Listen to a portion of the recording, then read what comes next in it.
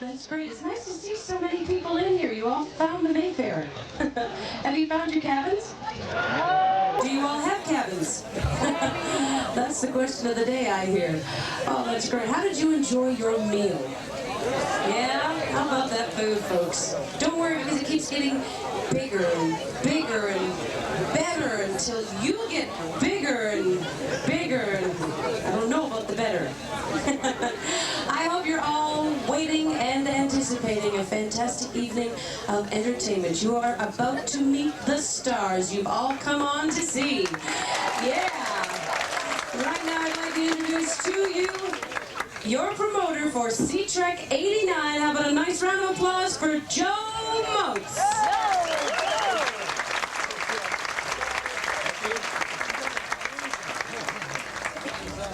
I want to welcome everybody to Seatrek 89, and at this time I'd like to introduce my first guest, the great bird of the galaxy, Gene Roddenberry.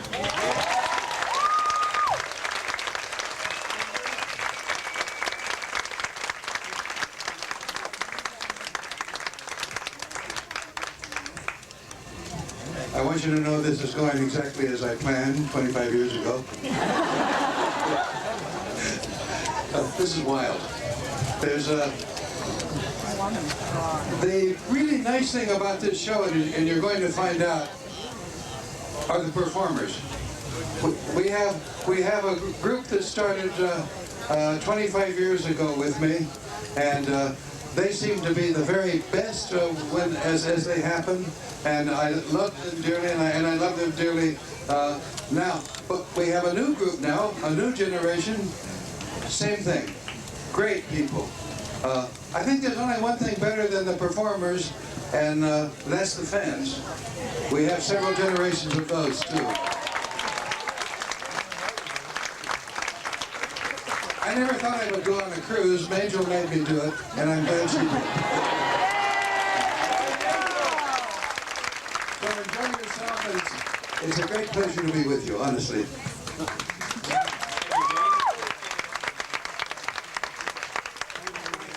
My next two guests are Christine Chappell and also Roxana Troy, and half Vulcan, half Romulan. You said both together. I'm her sister. That's not, you don't understand. Well, Major Barrett and Robin Curtis. She was supposed to do it. I can see it. I've got a shadow. I don't know how the hell this all happened to me, but I mean, they said she's going to come out. And I remember saying something about what a good time that I had last year. At least everybody said so. And Robin said this, so she was sitting right next to me. Now I've taken your line. What do you have to say? I don't know, except you and I have gone up and down in elevators in hotels all over this country. Not knowing what floor to get off on. So I thought I'd come out with her because I like her. Well, nothing has changed. We still don't know where to get off.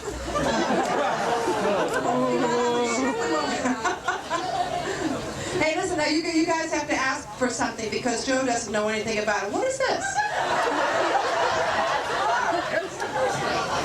My God.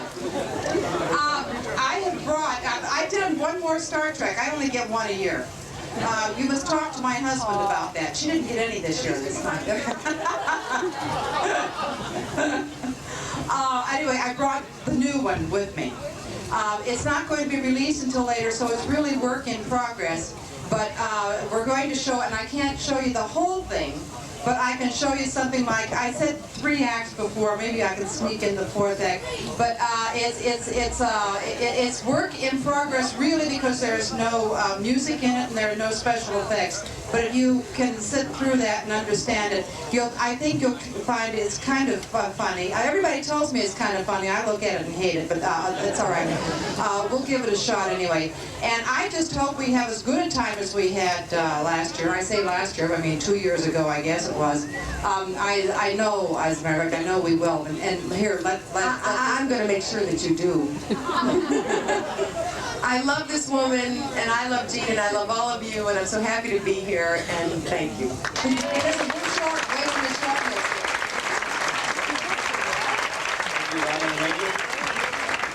I'm missing my clipboard. I'm missing my clipboard. Thank you.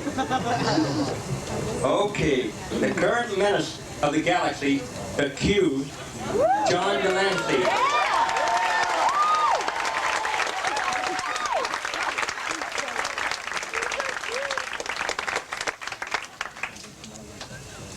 Well, I'm delighted to be here as well.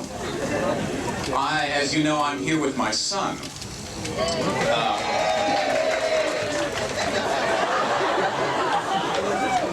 So, although some of the actors here might look out at you and think of you as fans, I actually look out onto the audience and think of you as potential babysitters. 48 hours is already much too much for me. Thanks a lot. Have a good time.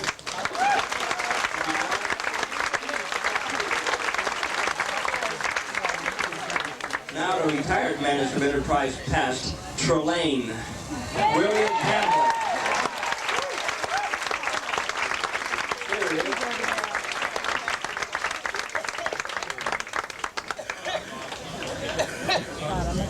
I hate that past menace business. But the fact of the matter is, you know, when Gene was mentioning 25 years ago getting this thing launched, it's frightening to think that it was 23 years ago that we did the Squire Gothis. And during those 23 years, being a member of the Hollywood community, I've had the great opportunity to go on conventions, not only these, but Western conventions, and I owe Jimmy a story, and I want to tell it all to you. It's actually, if you want to hear it, it's a Hollywood story. As a matter of fact, I have told this story in some places, a little private part. Badly. But I took it badly. But the point is that this man knows all these people, and he can really tell this story. So listen carefully. Fabulous punchline. Oh, Jesus. Now I've got to be good, right? Anyway, I worked for a great director by the name of Raoul Walsh. Many of you might have remembered him. He did High Sierra and Battle Cry, The Naked, The Dead. He was a brilliant old master director. And as a matter of fact, during the old Western days when they were doing the two-reelers, it was shot in Calabasas, which is a section of the San Fernando Valley, and they didn't have stuntmen in those days, or stunt horseback riders. They actually had cowboys that would come in and bring the cattle into Los Angeles and send them up the coast by a cattle car from LA, and then they get their pay and they get bombed and drunk and stick around for a while, and then they go back to pick up the next herd. And Raoul Walsh, it seemed each time that these men would arrive, he would go and get himself a group of these cowboys, and it was $1 for the man and $3 for the horse. And they'd ride all night out to Calabasas, and they'd work the next day. Well, when he did that, he said, I picked up a talisman or a good luck charm in the form of an old man with a white beard, long white hair, buckskins. They could really drink. And every time they get drunk, old Cheyenne would get a cry at Jag on it. He'd say, Mr. Walsh, when I die, he said, I want you to send me back to Cheyenne to be buried, and I want you to give me a cowboy funeral. Well, he said, oh, you can't die. He said, you're bottled in bond. He said, it isn't going to happen. Sure enough, one day, old Cheyenne comes on the set. He's shooting a Western, and Cheyenne looks poorly, and Raoul says, you don't look so good. What's the matter? He said, I got pains, Mr. Walsh. Mr. Walsh, get this man down to a doctor. He sends him to a doctor. Old Cheyenne comes back. Raoul says, what was the matter with you? He said, well, a doctor said I got ferocious of the liver. He said, you ought to have ferocious of the liver. He says, go home and rest for a couple of days, and I'll call you when we need you. He goes home, and he doesn't arrive again, and they go to his hotel room about 3 days later, and they find him dead. Raoul starts to have a pang of conscience about that, and he rents a ranch house, which is now Forest Lawn, which overlooks Warner Brothers. And he gets the pine box, and he gets 4 horses and a stagecoach for the hearse, and he invites all these drunken cowboys up for the funeral. And he's got the delicatessen and the booze on one end, and he's got old Cheyenne on the other. And they're up there saying, Cheyenne was the greatest man I ever knew. And they go through that, and Raoul's watching them eat and drink, get bombed. Finally, it's 4 o'clock. He's got to get him on. They nearly drop the body, get it up top stagecoach, down in the cloud of dust, all the horses going with him. Raoul breathes a sigh of relief, but he feels like he's done a good deed for his friend, old Cheyenne.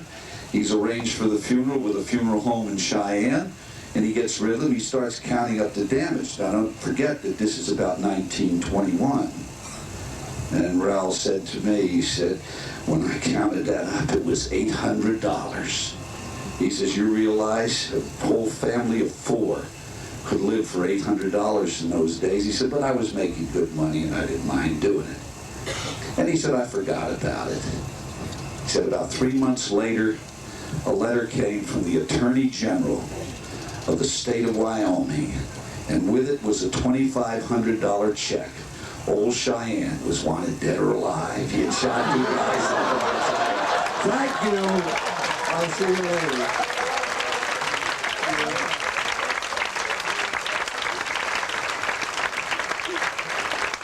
The miracle worker, Montgomery Scott, Jimmy Doohan.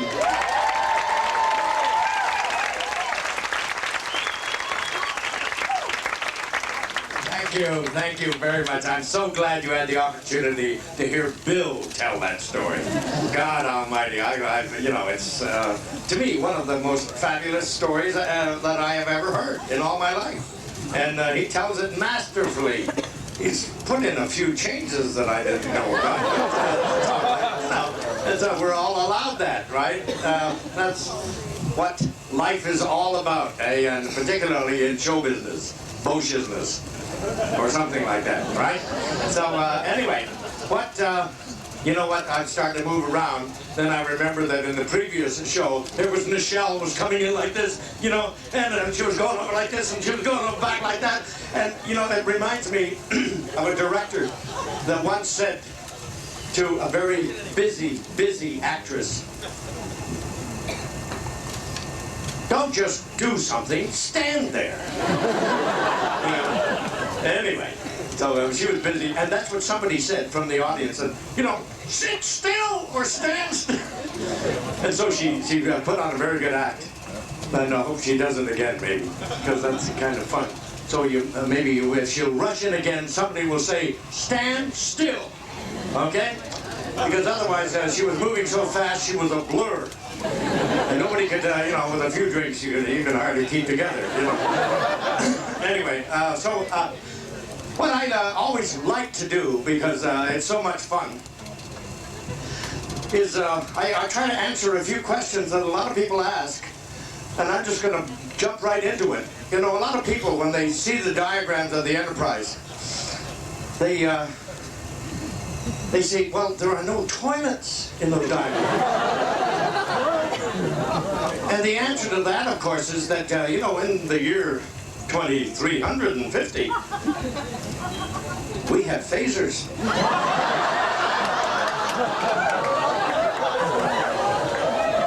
So you set them on disintegrate and aim very carefully.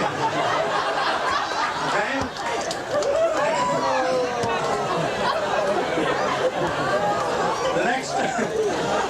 Another question that people ask me a lot is what would I do if I were captain? The first thing I would do would be to limit Ensign Kirk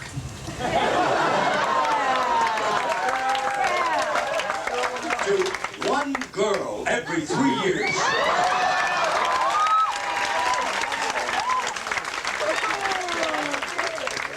Not only were the rest of us bored, but we were also jealous. Right?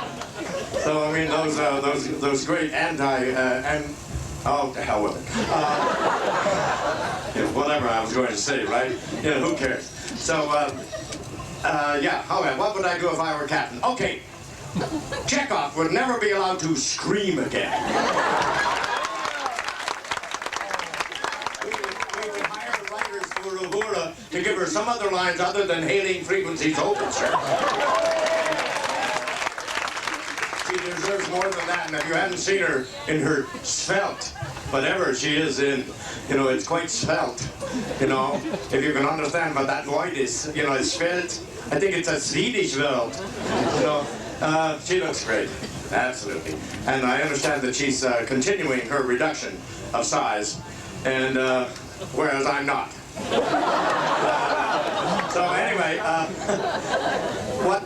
what we also have here is that Sulu would never, ever be allowed to carry arms. Now, you don't know George like I know him. I mean, if I ever went hunting with George, do you know where I'd find his shotgun as we're walking along? Okay, isn't that right, George? Okay, and Bones would never, ever be allowed to say he's dead, Jim.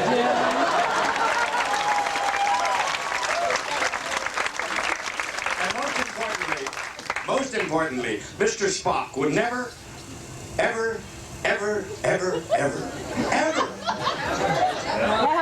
ever be allowed in my engine room.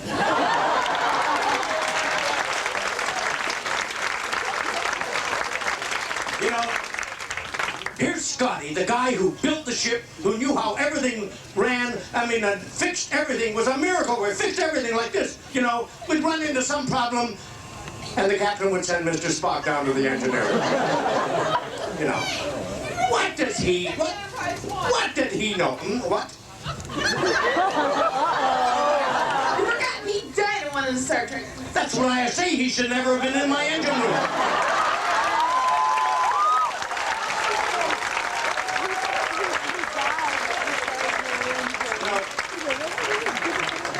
I asked her to ask that question because that's exactly what I want. Thank you, dear. You know, I'll give you the $40 later. And, anyway, no, that's quite true. You know, we had all that damn problem of what the hell do we do with the body? You know, the Spock around here, and I tell you what, pointed ears are hard to handle when you have to move the body around. You know, one that's as stiff as he was. Anyway, another. Oh, shush now. Hey, that's the way you cut out the old hecklers, right? Just say shush now. Hey, man, I tell you what, I've learned a new secret. Is shush now. So there. Now, another question a lot of people ask is how I got the role of Scotty. Well, the hell with cutting a long story short, I cut it even shorter than that. One day, the director called me in and said, Jimmy, read for Gene Roddenberry and a few other people. And so they handed me one page of the script, and I proceeded to do 7 or 8 different accents. And Gene said to me at the end, and he said, well, which did you like? Well, I says, if he's going to be an engineer, then he has to be a Scotsman. You know, and he says, well, we'd rather like that too. I said, fine, I'll name him Montgomery, Scotland. There I am. Talk about what I'm going to do, and I haven't even signed a contract or anything else. And Gene's going, what? So anyway, but supposing that they had picked some other accent, and when Captain Kirk calls down to engineering and says, give me warp 12, instead of hearing the familiar, but Captain, my engines just can't take that. Instead of that, you hear, see.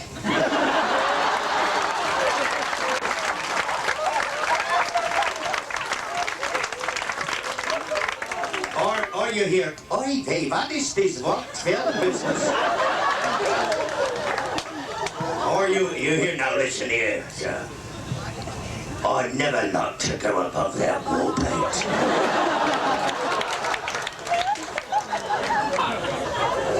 Well, that's an order. Well, all right. Or we have, Captain. You are playing with me, huh?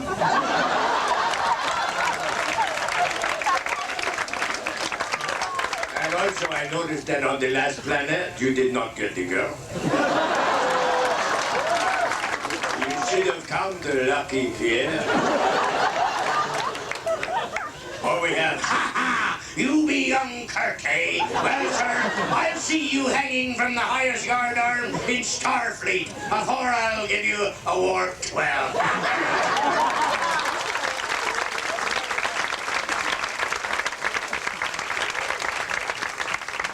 Or we have, well, Captain, I don't know. Yeah, I just woke up. And I don't know, warp 12. Have we ever done that before, sir? Yeah, we haven't done it before. No, but you want it now, eh? Well, I don't know. I tell you what, there's one thing that I was just dreaming about, is that maybe if that I took the dilithium crystals and stroked them a little bit. I understand that if you stroke something, it might sit up a little more.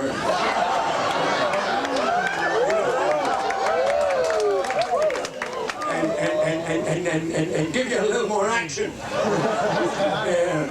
Okay, sir. Fine. Thank you. But my favorite is Reggie, who would answer the captain something like this. I'm terribly sorry, sir, but I can't seem to get the little buggers to move any faster.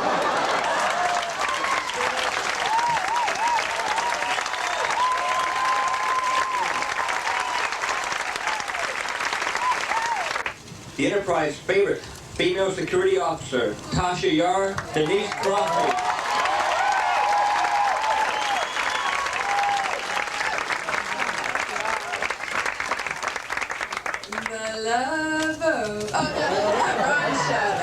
Okay, you guys. Thank you. I don't want to follow you ever again. Ever again.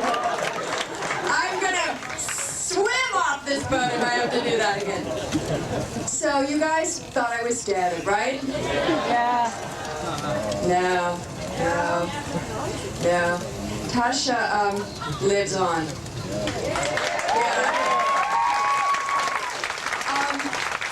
She's remained and will remain forever, ever part of my heart, in my heart, and it's Cemetery. Pet Cemetery. How many of you have seen Pet Cemetery? Really? I thought it was a great segue because I think Stephen King really compliments Gene Roddenberry in a way. You know? No. I really feel that way.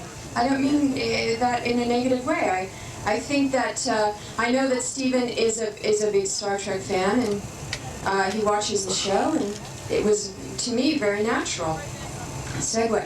But apart from Pet Cemetery, it's very, very nice to be here and to see you all. I know that I haven't been around or available for these. To see you and to go to some of the conventions. So this is a great chance for me. And it is especially nice for me to get together with the guys, the first Star Trek, the original people. I gotta say that word, you know, it's real. It's an original bunch of people. And I tell you, it's great for the next generation to get together with them, and I have had very little time to spend with them or really meet with them. So for me, it's a great chance to do that and to see Gene again. So thank you, and we'll make this a great trip. And I feel very excited to be here. And thank you for your continued support of the character of Tasha. Thanks.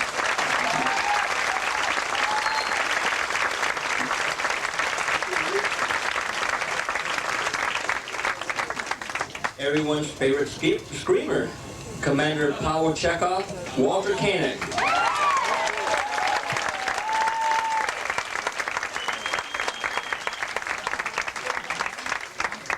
Thank you. Everybody's been talking a lot, haven't they? Okay, don't you talk. Okay. I'll tell you a little story. That reminds me. I'll tell you a little story that really involves Jimmy. And of course, if you've never been to a convention in which I appeared, then you haven't heard it. Otherwise, you have. Several years ago, I had surgery on my knee, and I was told going in that it would be 30 minutes on the operating table, and that I would be out and prancing around in no time at all. And in Hollywood, everybody prances around. And I was told that it was a remote possibility that I would have to, the surgery would have to be more extensive, in which case I'd be on crutches for several weeks, and I'd be in the operating theater for perhaps 2 hours. But I was told that, again, I was reassured that that was very unlikely, but I had to sign a waiver to that effect. Now, the purpose of this story is not only because Jimmy brought it, because Jimmy was up here going on forever, but because it really gives you an inkling into the pervasiveness of Star Trek, how far in every corner of the world, and it is something as intimate as an operating room. Because 2 hours after I was scheduled to come into surgery, I was just coming out of the anesthetic, being wheeled out of the room. Obviously, the surgery was more extensive. And I hear a voice in my ear, just as I am approaching consciousness. And it's an anesthetist who was obviously a Star Trek fan saying in my ear, "I got a wee bit of bad news for you."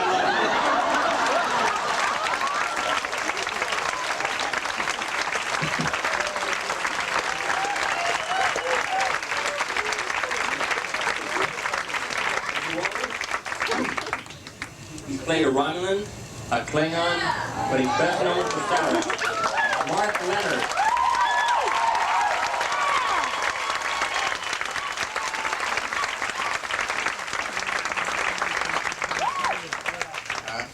I won't make any cracks about who talks and who talks the longest. I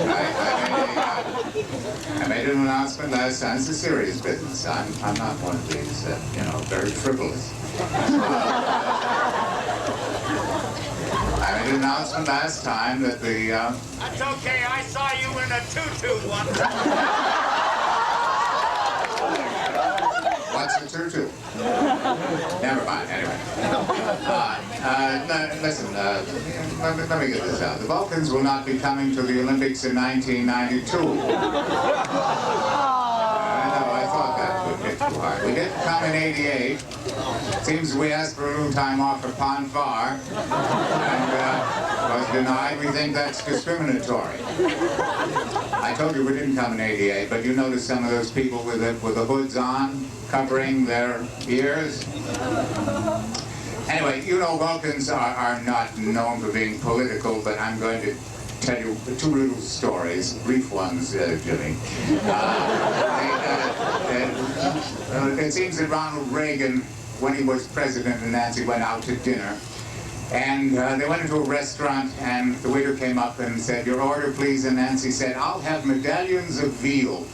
And the waiter said, "Yes, ma'am, and the vegetable?" And she said, "Oh, he'll have the same thing."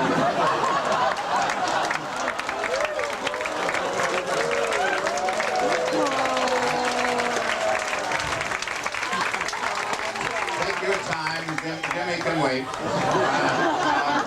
Listen, to show you that Vulcans really are not political, I'll tell you the story about Ted Kennedy. Oh God, did I ruin that? Gary, what's his name? Gary Ford. Gary Hart. I knew I shouldn't have come up here. What was Gary Hart's biggest mistake? No. He didn't ask Ted Kennedy to drive her home.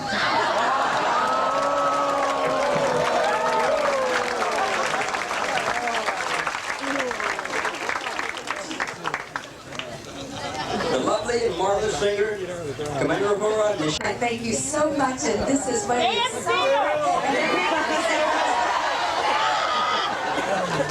so I shall give you what I did for the first, what I learned, because a communications officer ought to learn.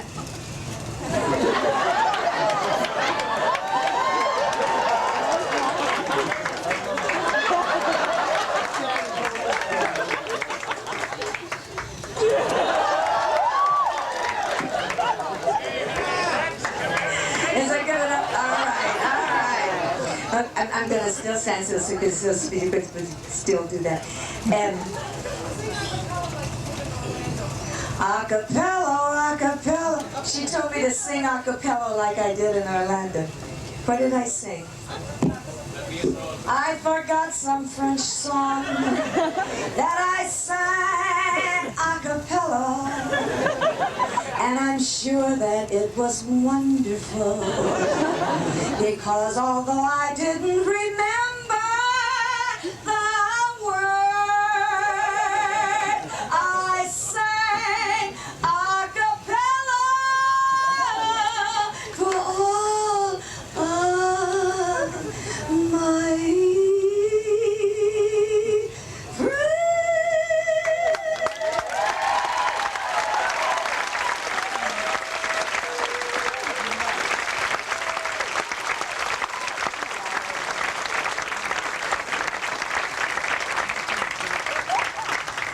What's a ham?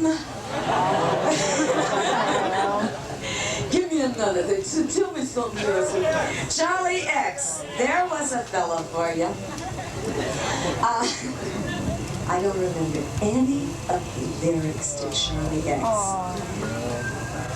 Charlie is my darling, my darling, my darling. Charlie is my darling, da da ya ya ya ya ya. Is that the one? That's the one. You're very beautiful, you know that? I wish you were up here seeing you. I wish we could take time for everybody to come up and look at yourselves. See, you think you get a nice time, you say, oh, we're going to go and see the stars and so and so. You have no idea what we see.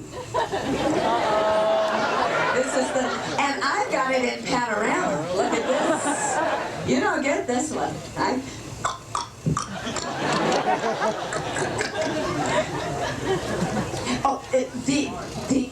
The first time evening tonight when we came out for the first seeing people, I talked for so long that Majel Barrett threatened to get the hook. And I guarantee you, I can't talk nearly as long as the... What did you say his name was? Yeah. He is so cute. I mean, the older this guy gets with every living day, right? I mean, there are dimples I never saw. Where are you? You little pretty thing, you! Look at it. And look, he got the silver on the, he goes to, John Peters to get your hair silvered. I'm sure of it. I'm sure. And then the... I go to the mint. To the mint. I see. And you press mint. You mint the money that you're raking in. Being you. I got it. I got it. He is so darling. And over the years, I mean, we have fought like cats and dogs. I know none of you know this. Right? And we have fallen in love more and more and more every year. And so in Star Trek 5, we're going to kind of come... That's true. And so in Star Trek... No, but I can't tell you about that.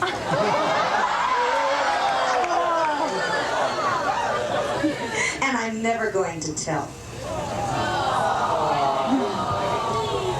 Please, he said, please. This beauty said, please. Well. I had to twist your arm, huh? Well,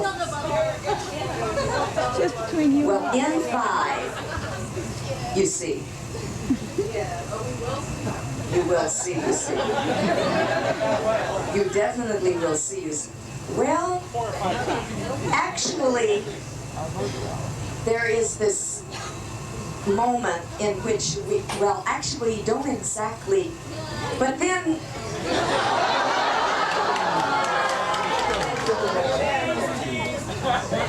That's it, tease, tease. Oh, just wait till you see it. You're gonna love it. And what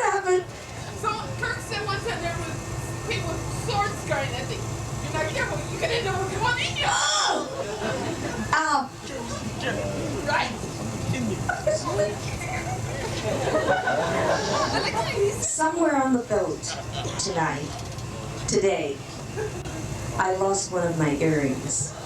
Oh. It's somewhere on the boat. And my mom gave them to me, so if anybody finds it, please. It's this gold one, okay? It looks like a little rat.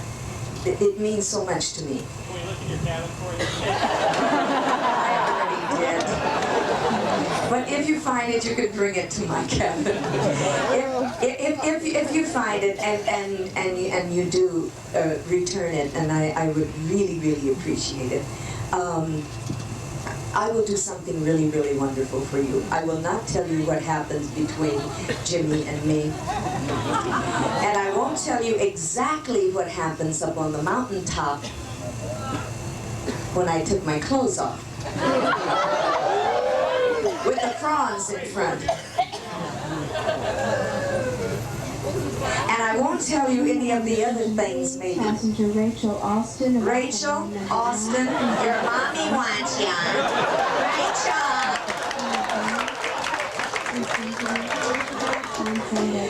But I tell you what I will do.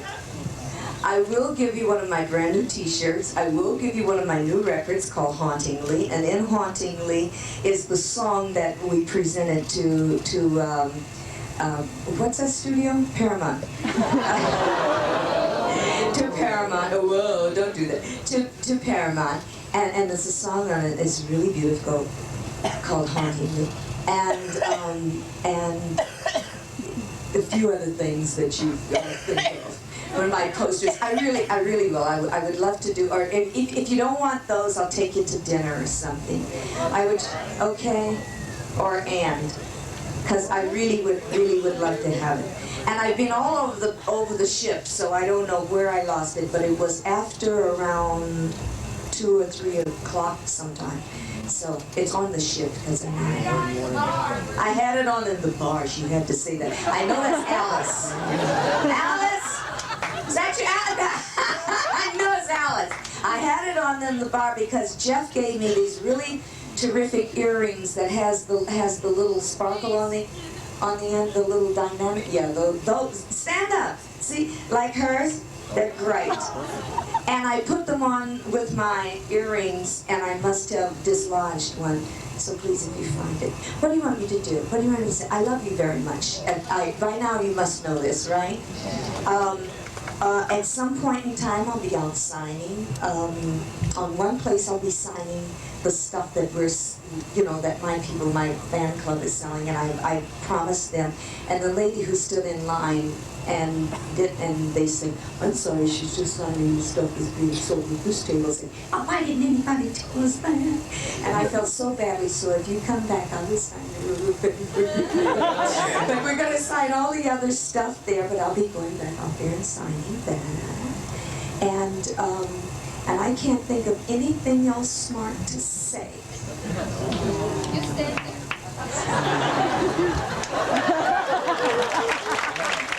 I love you very much.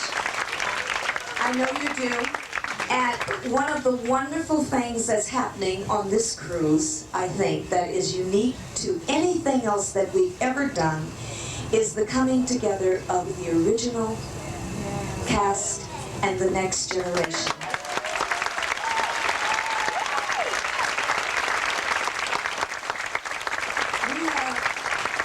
We have become such good friends and appreciating each other so much that it feels like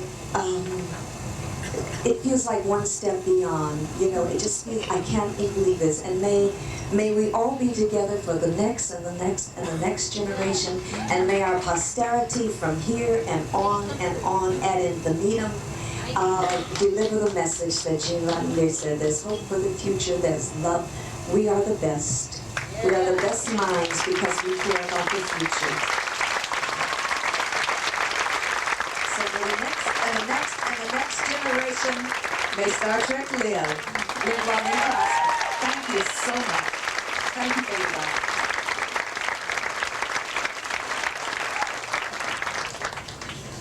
The emotions and feelings of the Enterprise. Marina Sirtis.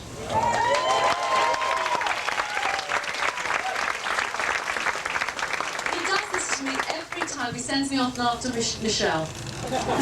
Now what do I say? Okay, she's told you about everything. Let me tell you about my life. When I was 3, what else is there to say? I mean, she said she stole my thing about the next generation. Where is she? I'm going to beat her with a big stick. I really agree with what she said, even though it was my idea first. Before I do this, who has seen me before? I'm going blind for all the things. On the what? On the what?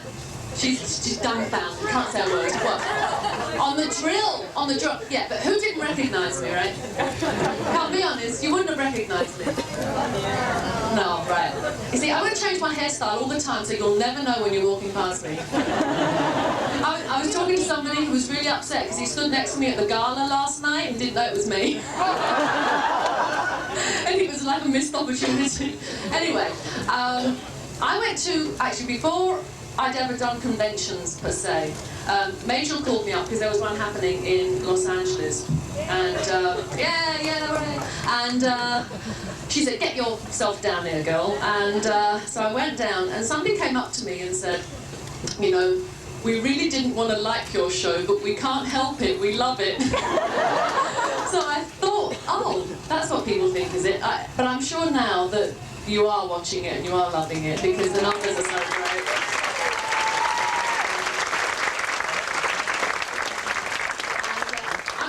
One thing that's really naughty, all right, and it's a joke, all right, this is a joke, so don't take it seriously, but if the original Star Trek is Star Trek Classic, are we Diet Trek?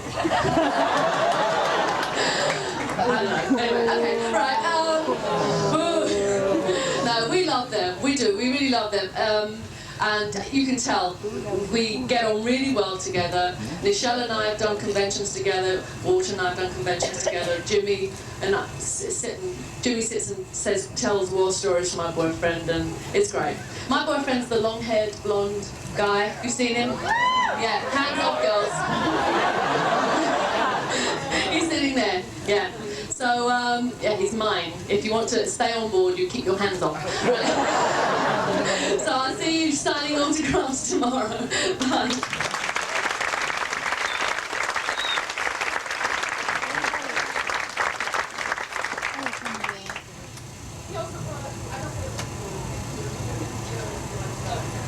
In my books, will always be Captain Sulu, George Takei.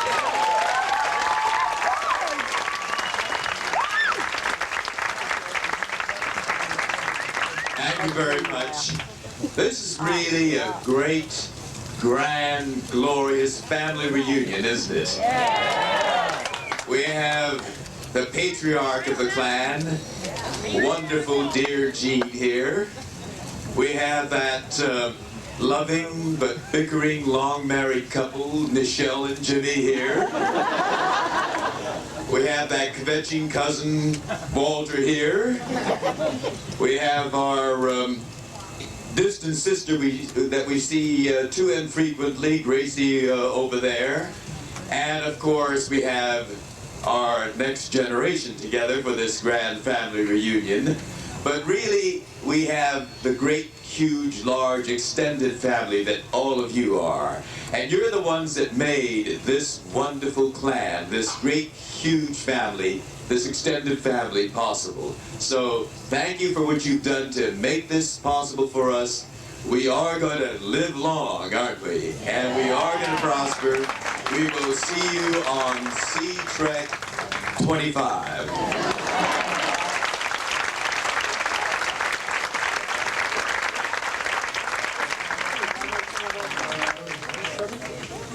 This next person I'm going to introduce has just won the award for the Youth in Film Award. Best Actor in the syndicated series Star Trek The Next Generation. The young ensign of the New Enterprise, Will Wheaton.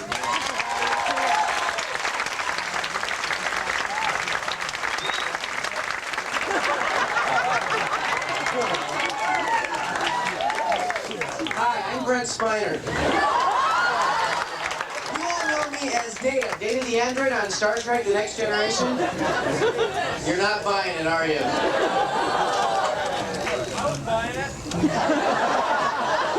Anyway, I'd like to talk to you a little bit about Amway. Unfortunately, not having as much worldly experience under my belt as everyone else here does, being the youngest, I don't really have any great stories to relate to everyone, and I'm pretty sure everyone wants to get to bed. I know I do. I was really stupid. I stayed up all night before we came out here. I stayed up all night last night, and I'm not going to stay up all night tonight. Working on it now. I don't have anything great to say. I'm sorry. I had a speech prepared, but it doesn't fit this occasion. I can tell it if anyone cares. Well, I'd like to thank my mom, the Academy, everyone who watches Star Trek,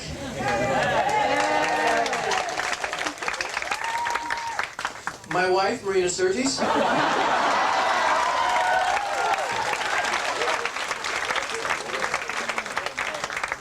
Anyway, is everyone working on your Mons? Mons, that's a Bahamas joke. Mon, you know, Yeoman, Jaman, you know, Bob Marley. Okay, it was weak, I'm sorry. Anyway, I'll see you all in NASA. Take it easy.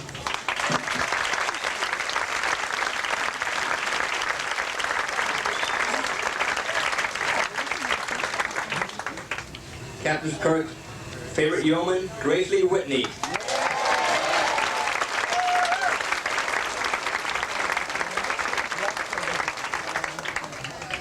Hi, you guys. It's great to be here. And I feel so much love from you guys. It's so great.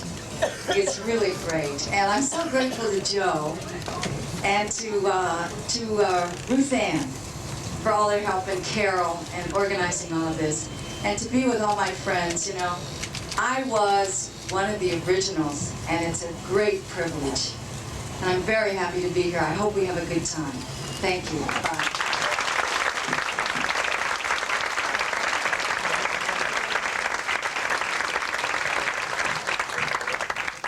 The author of Spock's World and the Romulan Way, Peter Morwood and Diane Duane.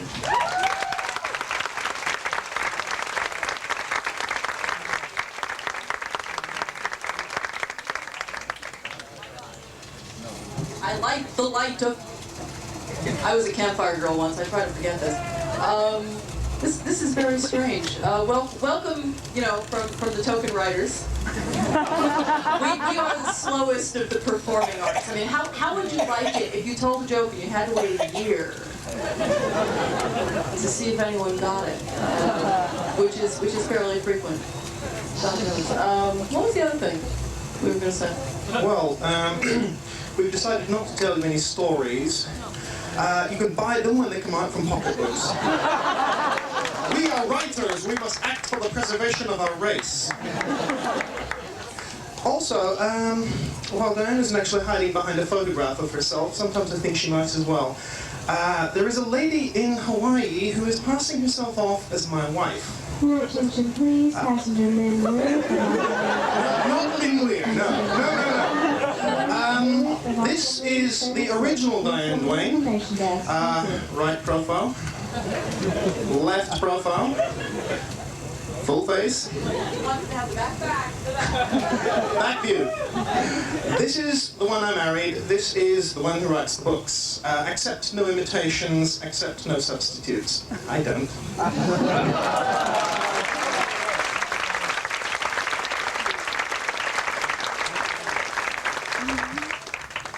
My next guest happens to be Brent Spiner's stand-in, or no, double. It's also his hands that you see in the control. He's also Will Wheaton's stand-in, a young actor named Guy. From all the Dramamine I've taken so that I'm not seasick, to think of anything witty to say, especially after following all these brilliant people. I'd like to thank Gene and the Academy and everybody else. Have a great time. Thank you.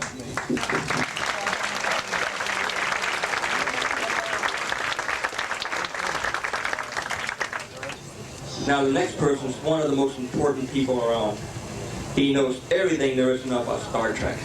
He knows everything there is to know about Paramount Pictures. The title was archivist, but he's not anymore since he's got a pay raise, so I'm going to let him introduce to tell you. But Richard Arnold.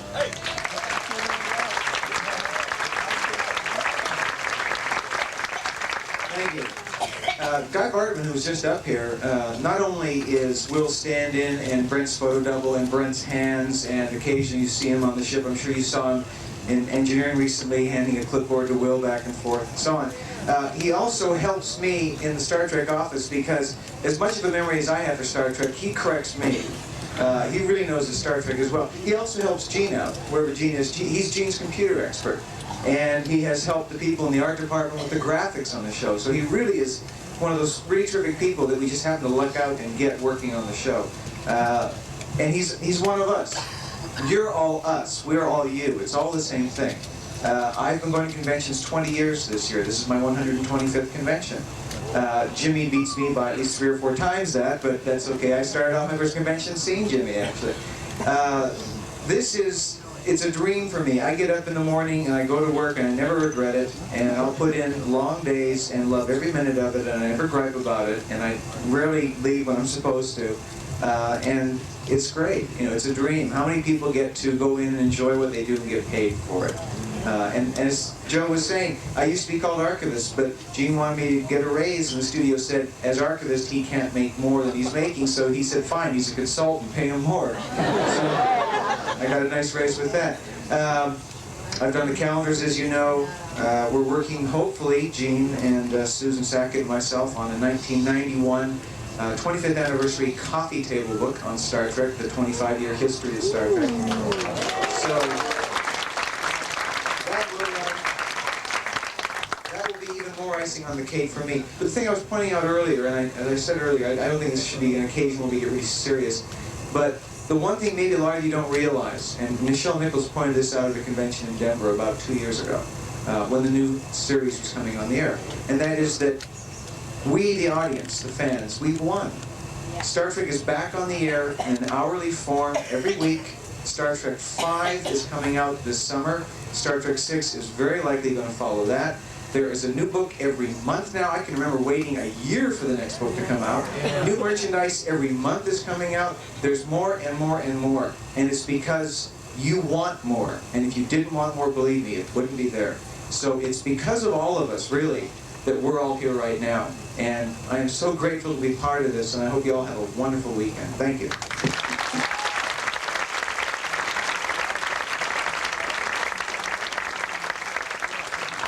Is the editor of Starlog magazine and the associate editor, David MacDonald and Eddie Berganza. David coming up. And Eddie coming around. Fortunately, this is just about it for the evening. I'd like to thank all of you for helping pay my rent for the last 7 years that I've been with Starlog magazine. And also let you know that just 2 or 3 days ago, we sent to the printer, finally, thank you, Paramount, the Star Trek 5, the Final Frontier official movie magazine, which will be right out, right after the movie. And I'd also like to take the opportunity to thank, on behalf of all the celebrity guests, Joe, Ruth Ann, and Carol, thank you. I had a little too much to drink earlier tonight for putting together the Trek Cruise.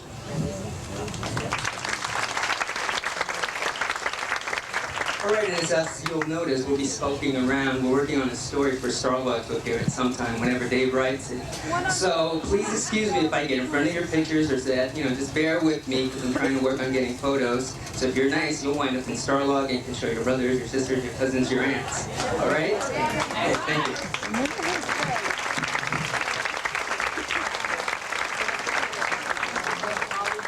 Guest is the Director of Marketing for Star Trek, the official fan club, Robert Allen.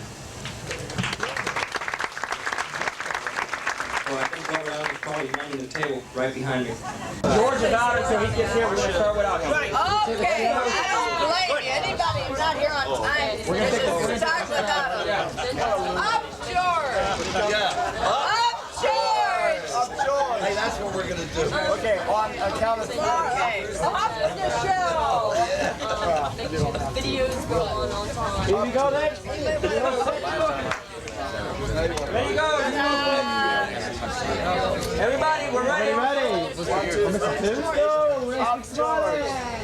Okay, next. Okay, 1, 1,000, 2, 1,000, 3, 1,000. Go! 1,000, 8. Okay, God! 7 days. Do you want to get an exit that way? Good. That's better. That's 5 seconds. Yep. Okay. Oh, yes. Very. All right. Yes. Let me go down. Like it's a family photo. A family photo. Yes. You can move this. That's your Small right here. Nichelle, what if whatever they have. On the rocks.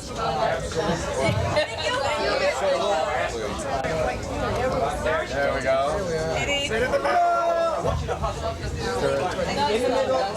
In the middle. In the middle. There you go. Oh, look at her. Is she gorgeous? Hi. Roy. Here we go.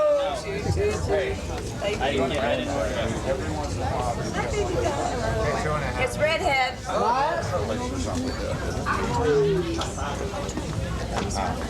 Happy face. Here we go.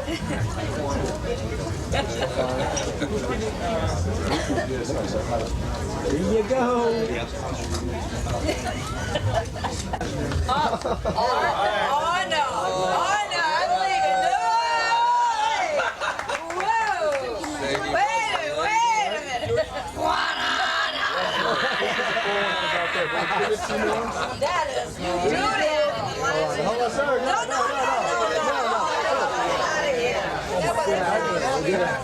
That was Nichelle being That one fell off the ship. Yeah.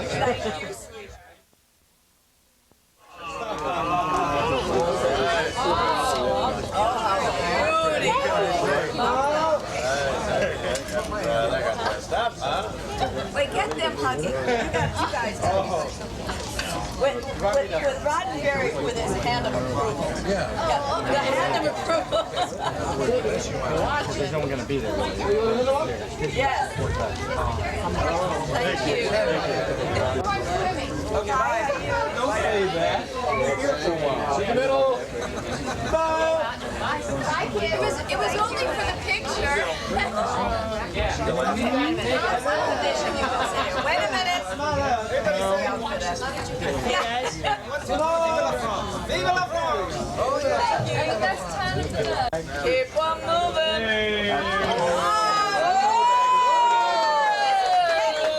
Mama Sue and Son Lou. One more. Ta-da-da-da-da-da.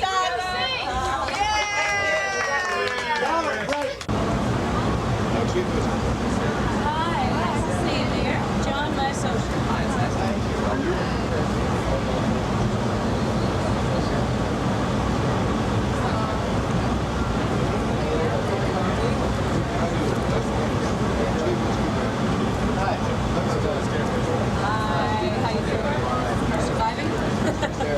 John, my associate. Hiya. Party. John, my associate. Hi, nice to meet you. John, my associate.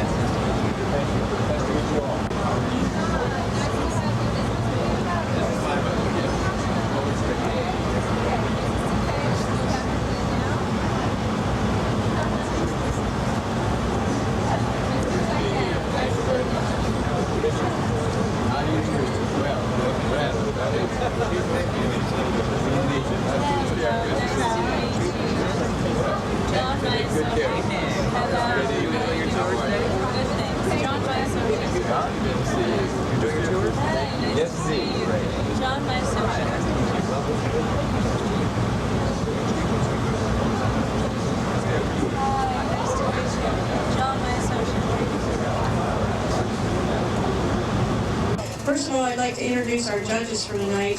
The first two, I don't think, after the first 2 days on the cruise, need any introduction at all, and that's Peter Morwood and Diane Duane. Right?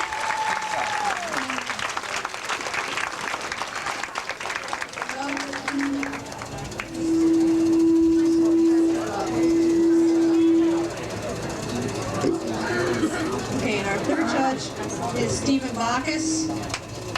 He's our usual master of ceremonies will be taking over for him tonight.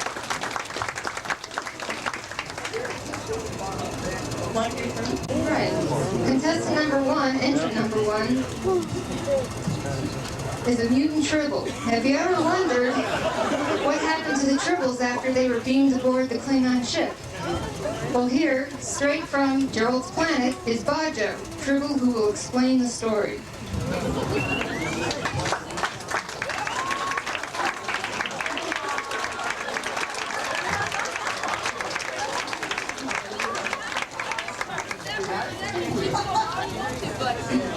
Good evening, gentle beings. I guess you realize that the Klingons were not very appreciative of our being aboard their ship. So they beamed us down to an uncharted planet that was surrounded with layers and layers and layers of radiation causing this. We have always been intelligent. You didn't know it because we just hummed and squealed a lot. So eventually we developed a communication system that allowed us to contact a passing scout ship from the Federation. We petitioned the Federation of Planets and Starfleet for admittance. Some of us are now cadets at Starfleet Academy, and we specialize in sniffing out Klingon spies.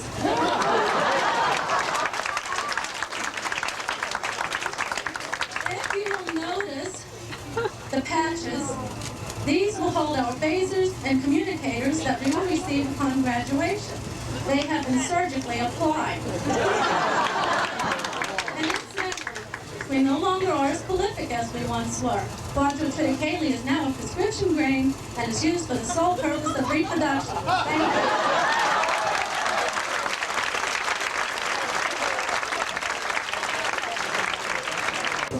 you. Next, we have from San Jose, California, Audrey Myers.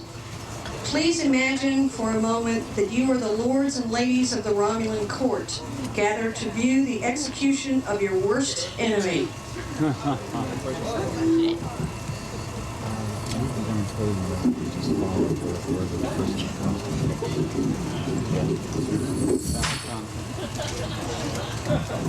I, Chelair Arnikai, now demand the TOS the Rahansu write a statement where better, but in such august, noble ruler, and privileged citizens of the two worlds. My life has been long, and in its length few of us have remained strangers. You have gathered here today to view my termination. Without much gratification. I could say to you that I go adamantly to embrace that last dark moment, to escape unreluctantly the degradation, the moldering putrefaction of our once great empire. I could say, I do not choose to witness your violent humiliation and subjugation when you join a vault as lackeys of the Federation. I could say these things, but my passions will not allow it. My operatives will allow it. Give gently in your seats, my lords and ladies.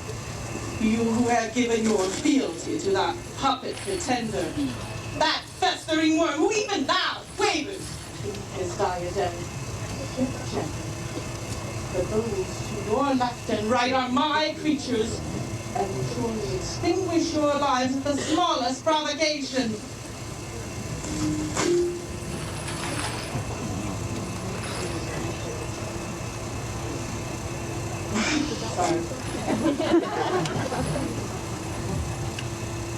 Remember now that we are the Rahansu, the consummate warriors. This galaxy is our dominion by right of our supremacy. In the next room, your true sovereign awaits.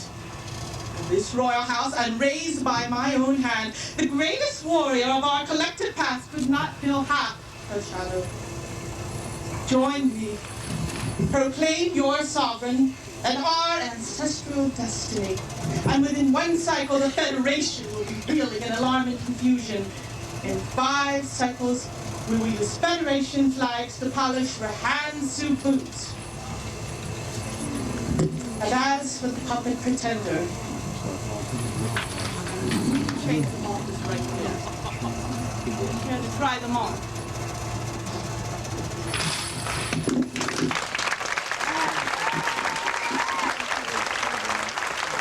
Next contestant, entrant number 9, in the category of Star Trek uniforms, Lieutenant Marlena Moreau.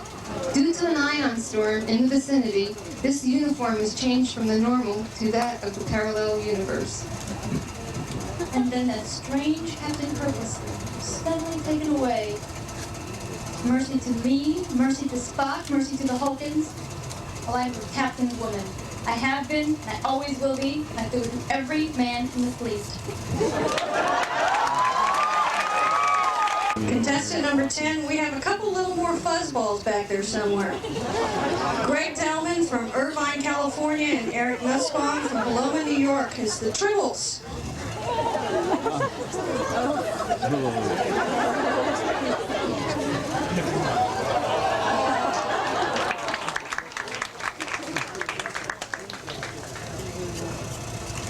Ladies and gentlemen, and members of the Federation,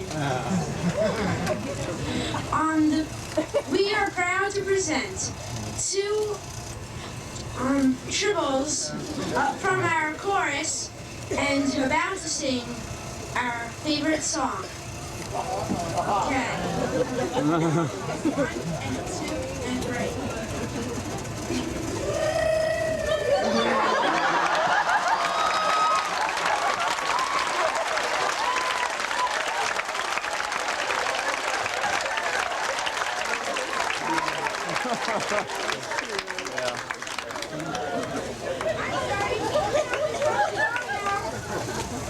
We have to go do our compliment.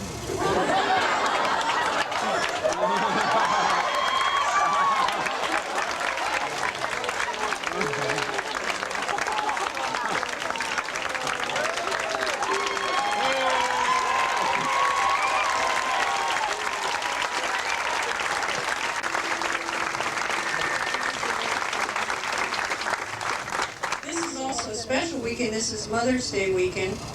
And as a Mother's Day special, straight from Vulcan, we have Amanda Grayson.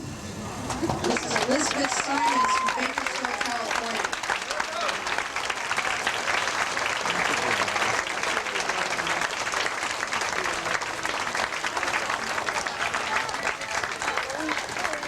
Number 16, if you remember from the Star Trek book Uhura's song, many of you know her as Lieutenant Stephanie Dowling, alias the Enforcer Chief of Security for the USS Encounter, but Tailkeeper to Aenean is just one of her many aliases. Her usual uniform is typical Starfleet issue. This is her preferred attire when working outside the Federation. Don Oropalo from Sunrise, Florida as Harcourt Fenton Bond.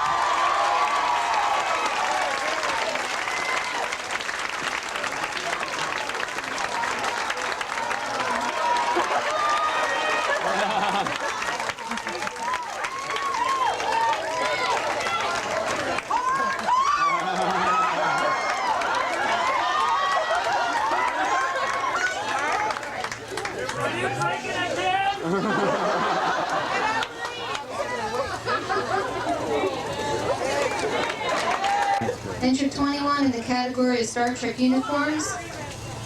From France, Admiral Kirk, from Star Trek The Motion Picture.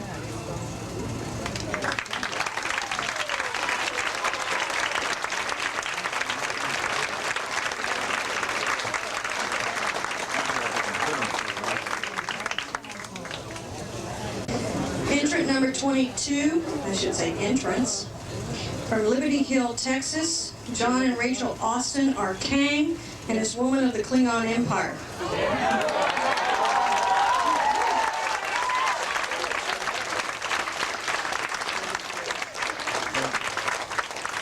Mara wants Kang to know that he should listen to Kirk. He is telling the truth. After some urging from Kirk and Mara, Kang agrees, but later reminds us that the Klingons killed for their own purposes. Out! We need no urging to hate humans. Kang also says, keep Klingons original.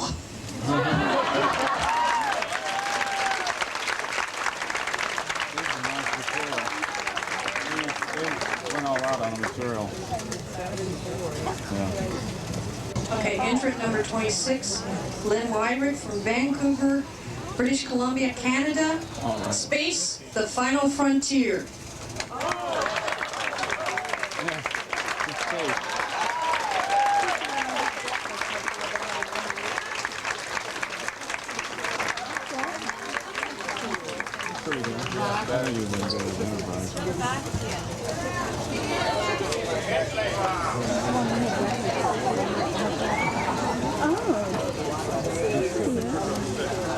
No. 27 and 28 are missing. Missing in action. 29 is next. In the category of Star Trek uniforms, from West Germany, 2 crew members of the ISS Enterprise.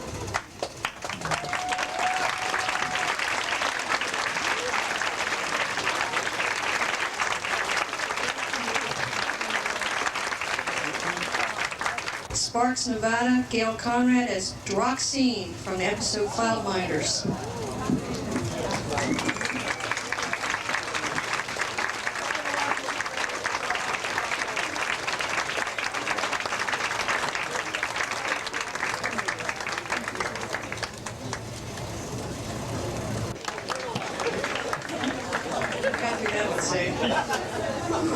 Entrant number 32 is Vicki Nickerson from Duxbury, Massachusetts.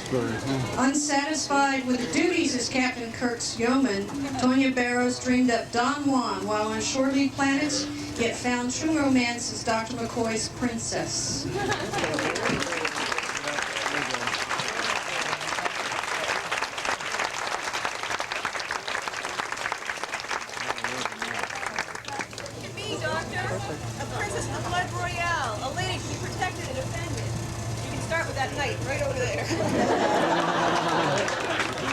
Number 34 is Carolyn Ross from Vero Beach, Florida.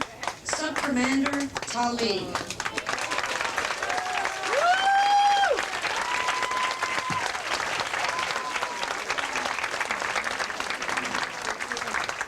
I have crossed the neutral zone through many forbidden sectors of space to be here to inform you, people of the Federation Empire, that your infringement of the Romulan space bordering the neutral zone will no longer be tolerated, that we are able now to concentrate our full efforts to this territory, and be warned, Federation, we are back.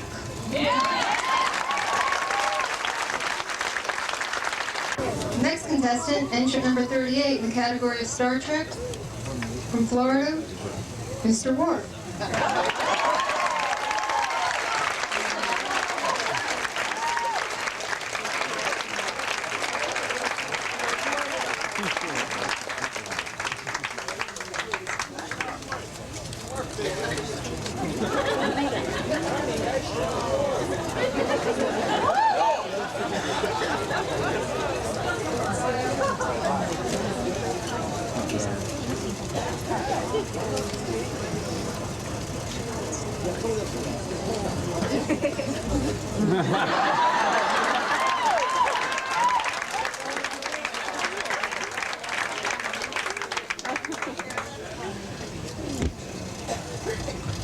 Number 39, Richard Smith from Euless, Texas, has His Excellency, the Romulan Ambassador, the Rye Chard.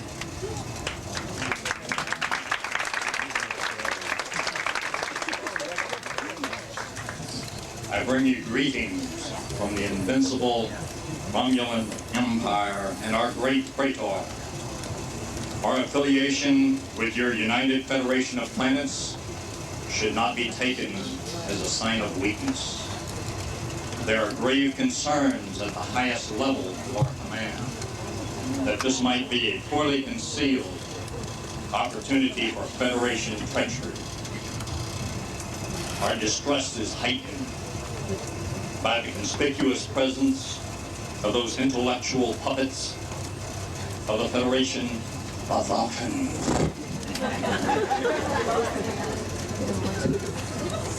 I have come a great distance through the galaxy and have seen many stars.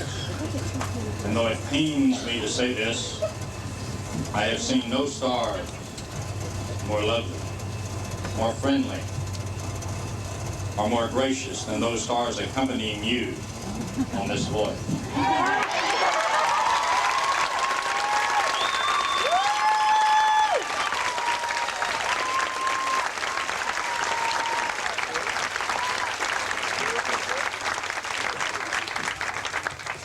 I salute you.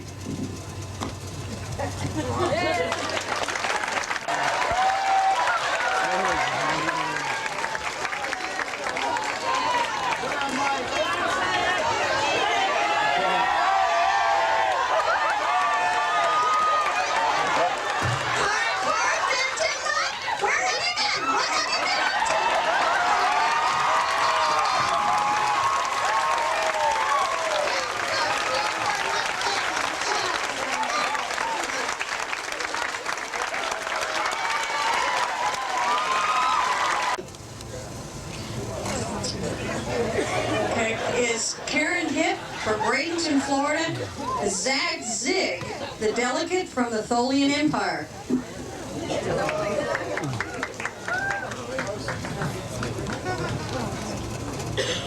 I am not Zag-Zig. I am Zigzag. Zigzag is here because Zag-Zig is on probation for letting a defective web come into our Federation. A ship got out. Something called the Enterprise, I think. And he must make a good one. But I am here to say, I make the best. You not get out anymore, so you look out for me. Bye. 42 is entitled Rank Has Its Privileges. Admiral Fuddrucker to the bridge.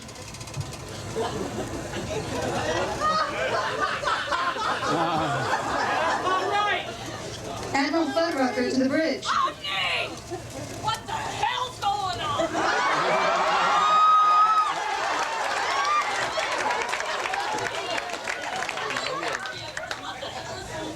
Admiral, you arranged for surprise inspection.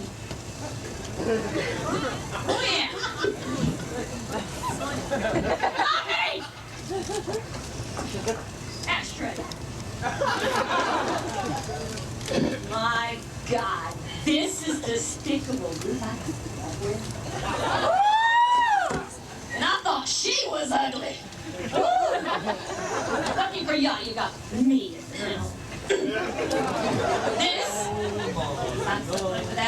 This is a...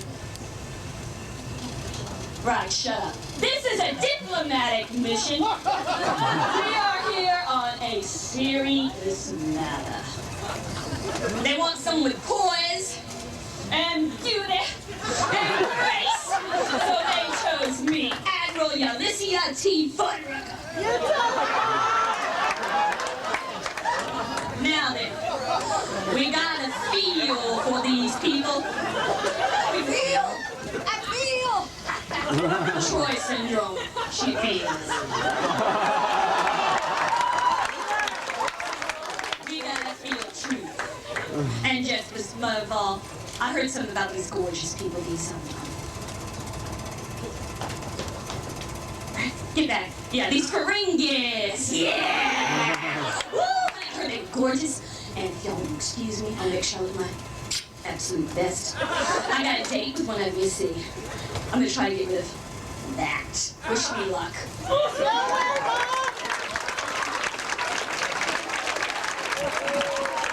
44 in the category of Star Trek is the Smith family who would like to pay tribute to the variety of costumes of Star Trek, new and old. Harry Mudd. Ian Pat. 2 points for Adonis.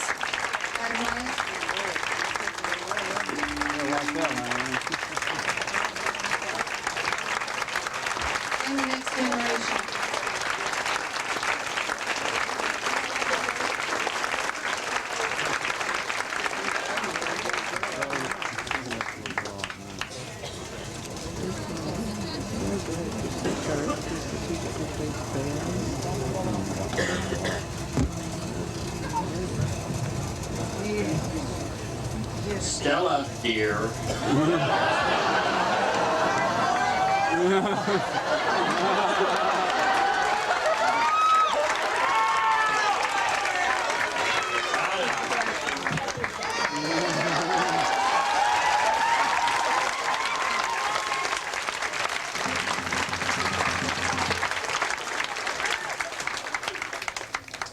That chick drove me so far out that I ended up on this planet.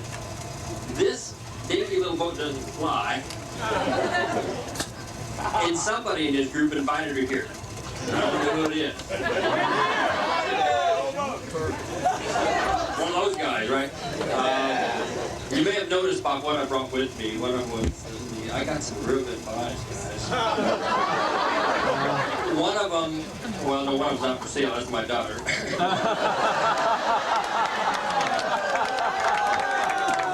The other one makes a real good wife because she's hot.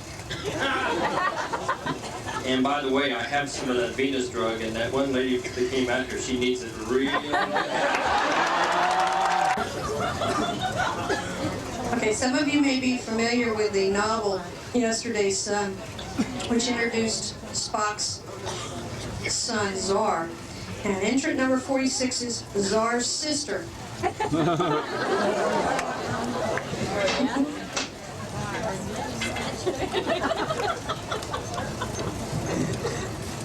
I hope you will excuse my bad accent. It is Vulcan, my aunt Vulcan. So please excuse me for my bad accent in English. You know why you don't know me? It's because Spock don't recognize me. I'm the sister of Zar, but Vulcan like boys, not girls. So if you see Spock, tell him that his daughter want to kill her. Okay. 50 from Honolulu, Hawaii. Inga Henner, Lieutenant Commander Hire from the United Federation of Planets Diplomatic Corps.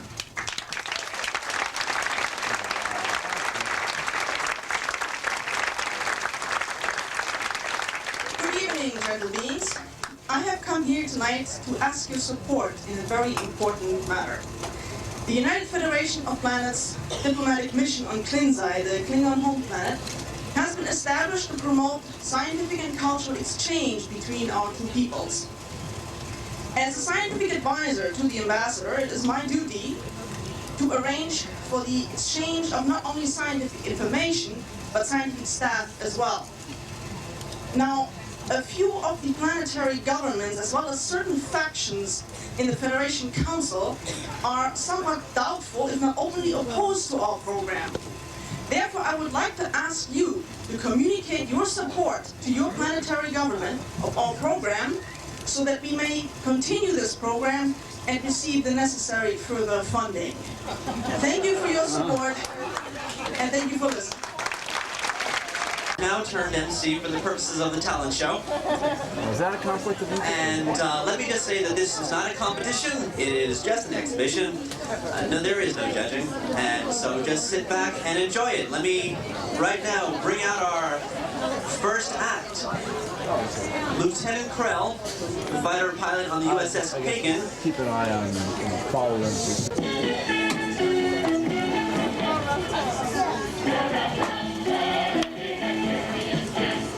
If you want a new pheasant, I'd rather have grouse. If you put me in a house, I would much prefer a flat. If you put me in a house, then I'd rather have a house. If you set me on a mouse, then I'll only want a rat. If you set me on a rat, then I'd rather chase a mouse. Snip it.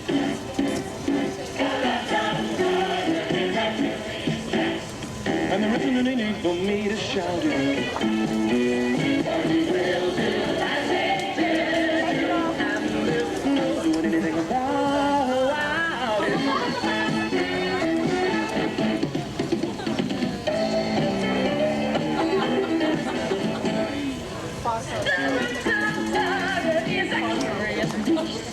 My disobliging ways are a matter of a habit. If you offer me fish, then I always want to feast. When there isn't any fish, then I want to eat that. If you offer me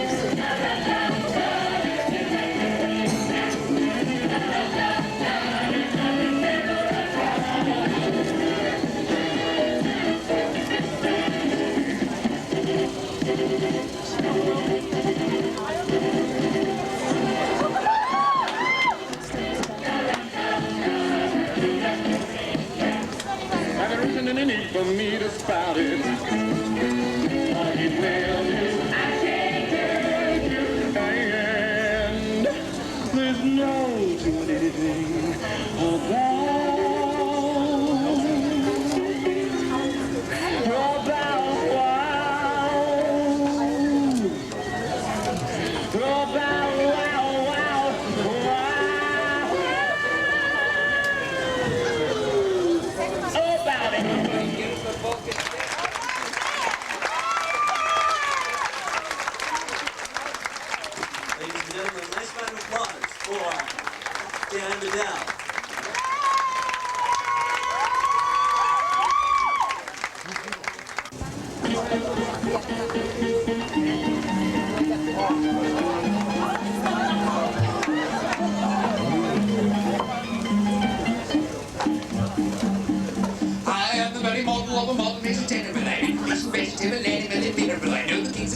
telling about historical from Marathon, the wall, doing all the categorical.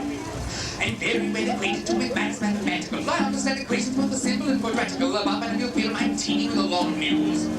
All news are right to that. Oh, many trivial facts about the square of the hypotenuse.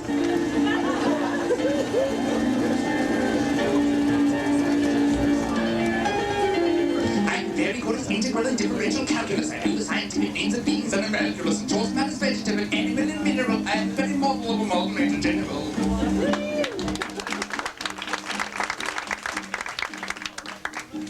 I know I'm in the history King Arthur since the paradox. I answer hard across except for taste for paradox. Quoting energize all the cranks, ideogrammus, and common second floor, plurality, parabolas. I can tell it down with raphaels and jelly thousands of these. I know the gripping chorus from the frauds and Aristophanes, and I can hum a few which I've heard the music's dinner for. And whistle all the ears and infernal nonsense dinner for.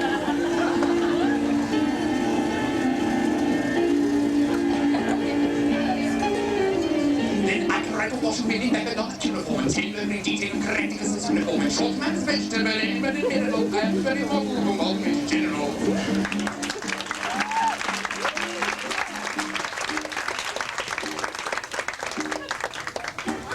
In fact, when I know what is meant by Babylon and Ravelin, when I can tell its sight a Mauser rifle from a javelin, when such affairs as sorties and surprises I'm more wary at, when I know precisely what is meant by commissariat, when I have learned what progress has been made in modern gunnery, when I know more of tactics than a novice in a nunnery.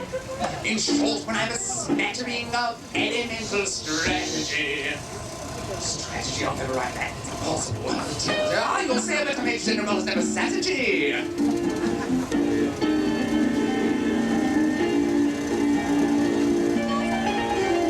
For my military knowledge, so I'm plucky and adventuring, has only been brought down to the beginning of the century, but still in matters vegetable, animal, and mineral, I am the very model of modern major general.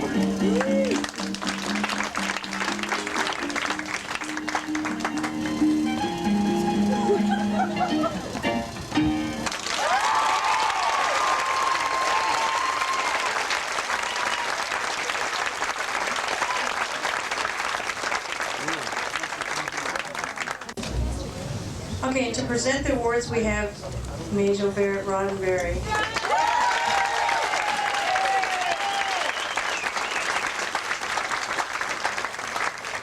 Okay, in our junior category, we have Greg Delman and Eric Nussman as triples.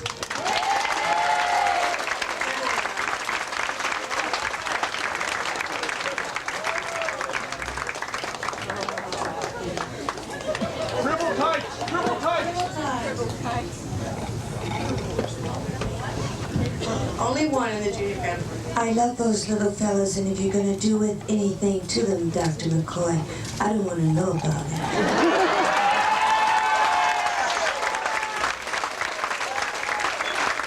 I see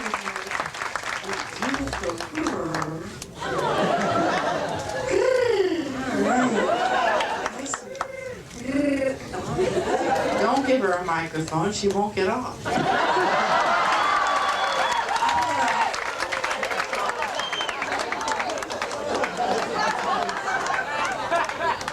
It's kind of hard not to give the microphone to Nichelle. was going to take it with me. I was going to give it. I know that. Winners, stay here. We want to get everybody up here. Come over here. Over here. Okay, in the fantasy category, our winner.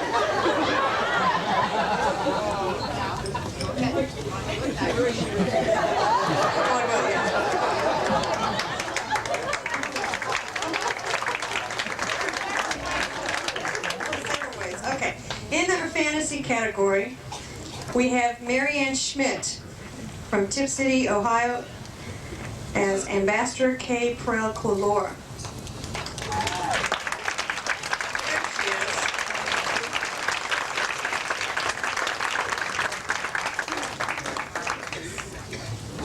Where? Oh,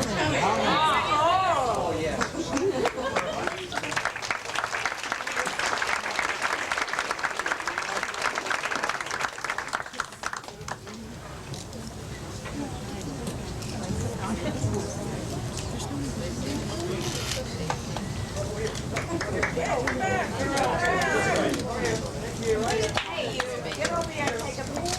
Come on!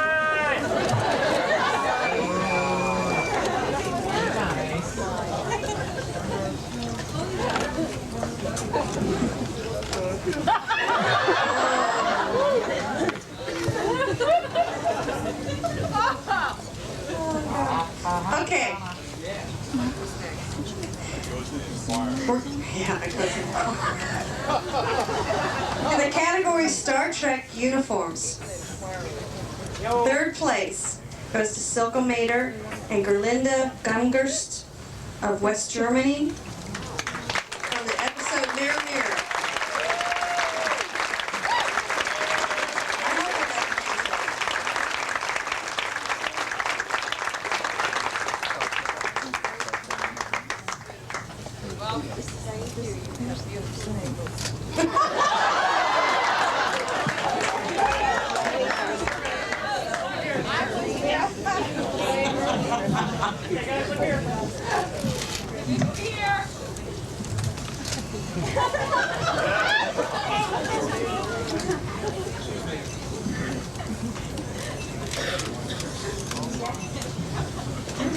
I'll get to that.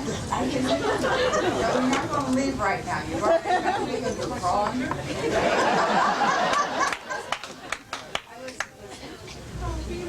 None of us were. My big sister Okay, second place goes to Stephen and Jenny Gamewell as the Starfleet Admiral and Lieutenant.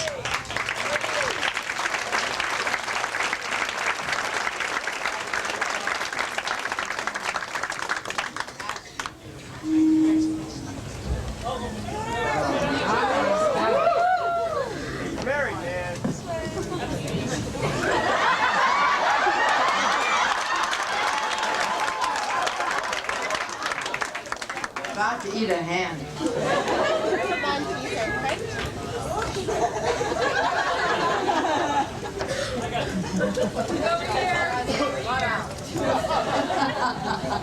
No, you can't leave. Can she?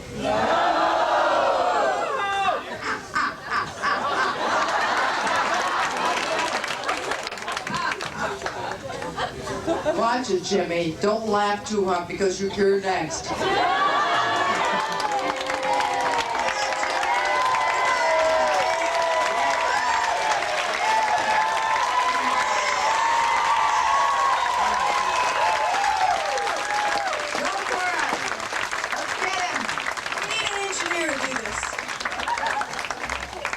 He's gonna put a jacket on? It's the first time he's had clothes on I've ever known it.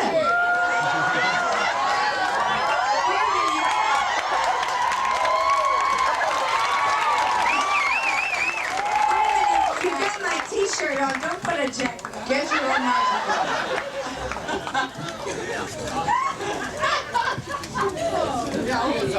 So? Good night! Yeah. He knows I love him. Somewhere or other I lost control. I don't know what happened. Okay,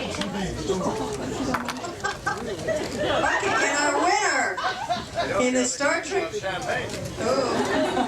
Not yet, but later.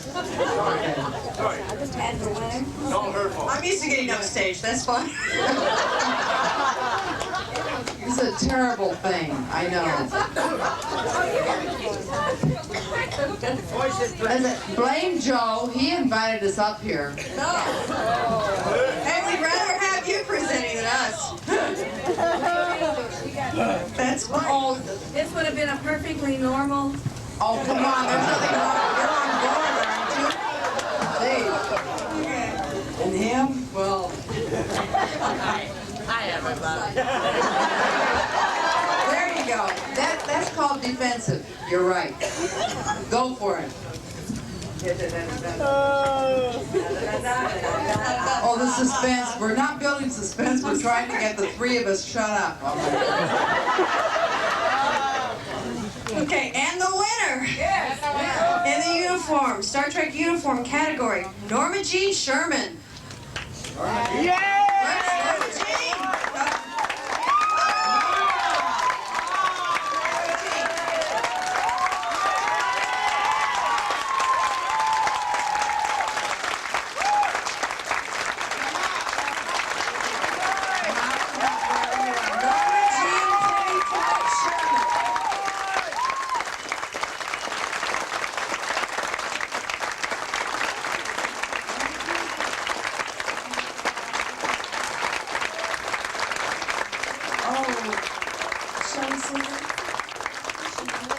Norma Jean has been working for 2 months to walk without her cane, and she made it.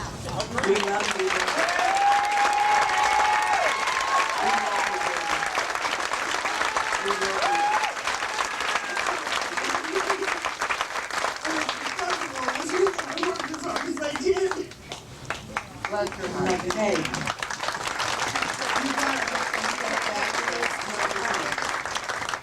And I'm going to stay there. Good. Because I know why I got here and I know where I'm going from here. Good girl. Thank you.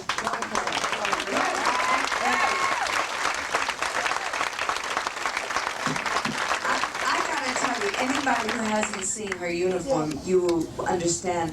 This is a beautiful silk velvet jersey. No, it's not. It looks like velvet. It's not.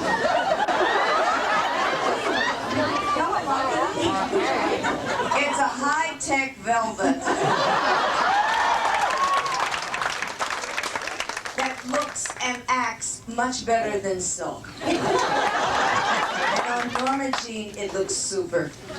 But it's beautiful. You did a great job. And I love the insignia, which is turned right side. It's turned the right way. Unlike some people's picture, I know. Had to get it back to you, didn't you?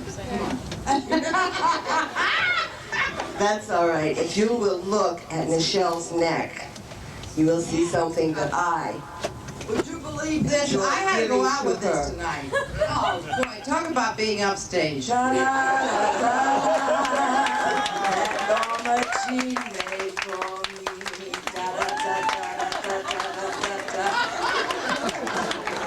Is that beautiful? Is that beautiful? Oh, we're not talking about that. I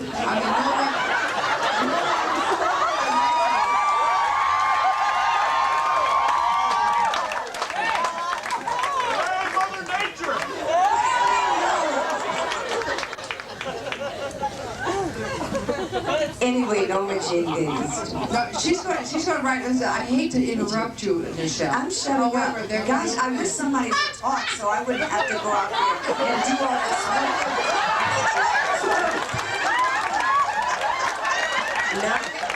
Not to fight Majel. Oh, you notice I get pearls and she gets something that goes down to her belly button. That one I made.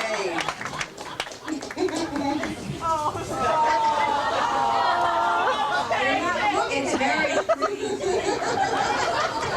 I covered it and I showed everybody this.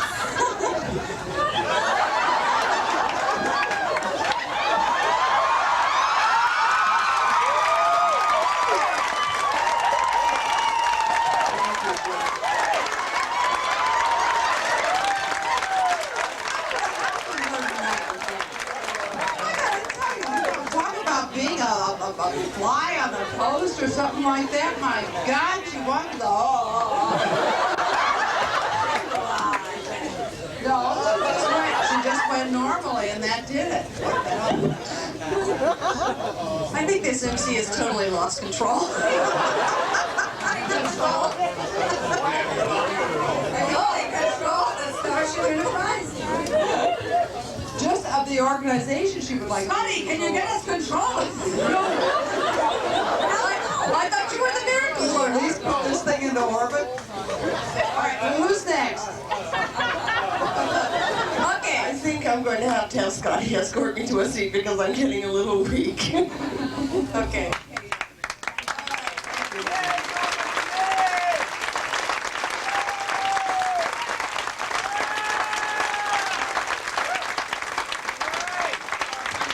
Alrighty, our final category, Star Trek. Finally. Yeah. In third place, Don or Apollo is Harcourt Fenton Mudd.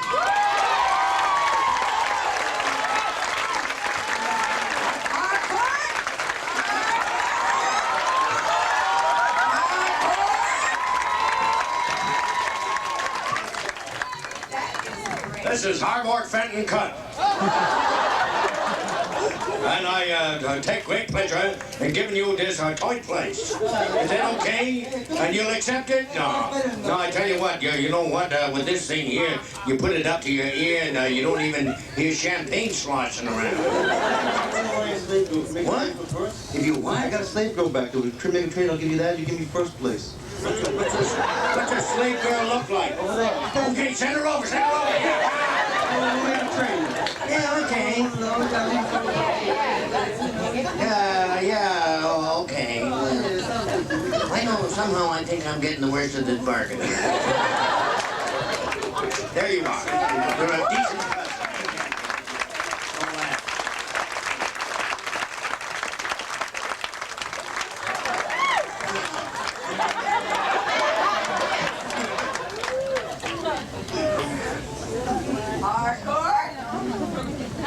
Next.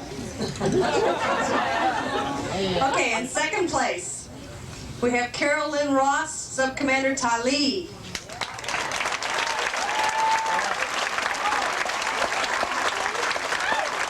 This is beautiful. This is gorgeous. That's why I didn't give you Jimmy. Thank you. I love your outfit. That's really beautiful. Really beautiful. Love her outfit?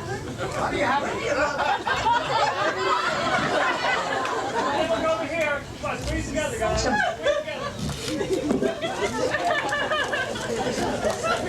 All my own work. That's really beautiful. Congratulations. Okay, and last but not least, our winner in the Star Trek category, we have Stella.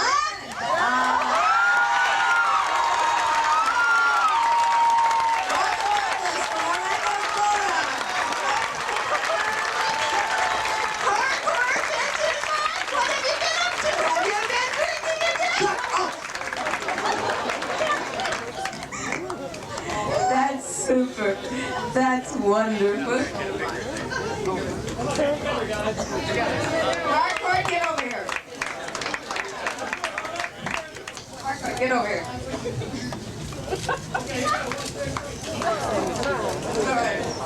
Thank you. Ladies and gentlemen, let's give a big round of applause for all our winners.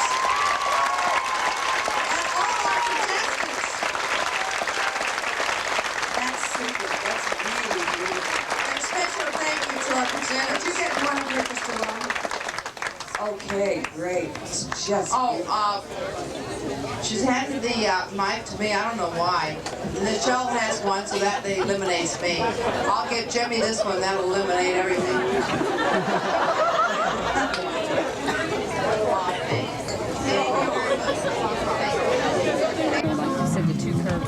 Two curved combs with the teeth facing each other. Okay. Yeah. And intertwined, kind of.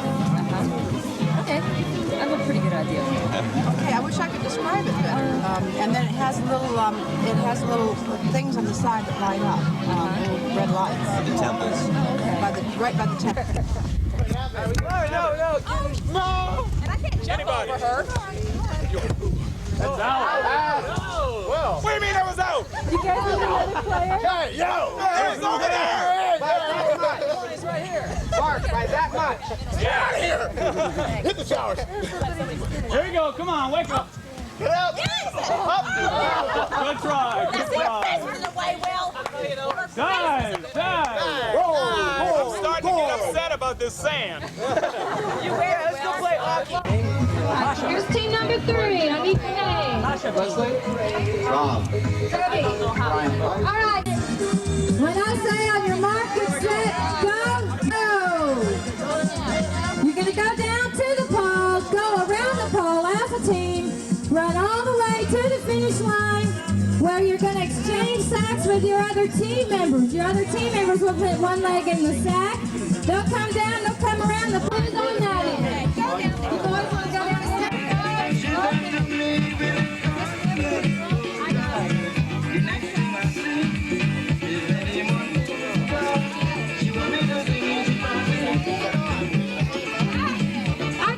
Our team members down here can't remember what y'all's name is. We know it's DNRG something.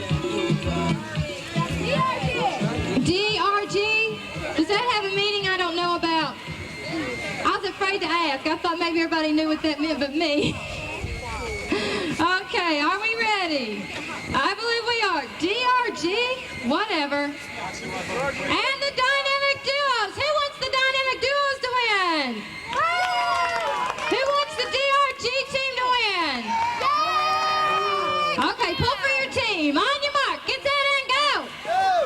All right, they're even. They're running neck and neck. Uh-oh. The initial team is pulling ahead. They're making a turn at the ball, and she loses a fin. Put the fin on real quickly. Here comes our dynamic duo with the broken fin, handicapped, but they're still doing a great job. Well, okay. The DRGs pulled ahead. They're ahead at the turn. Oh, it's anybody's race at this point. Get your fin on. Uh-oh. They're okay, don't fall on that pole. Uh-oh.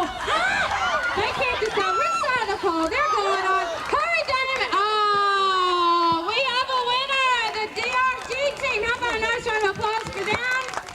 Stay right here, team. And a nice big round of applause for our dynamic duo. Y'all were great. Okay, we have consolation prizes for you. Come on up.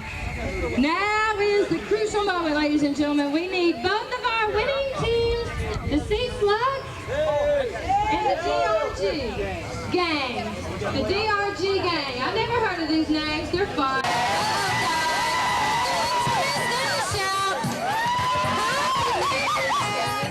Okay, he's gonna shake his booty. And he takes off his head. Now, is that respect or what? Okay. All right, our next contestant. John Snyder from Lakeland. All right, John from Lakeland. Go show us some Lakeland land. Oh, beautiful fun.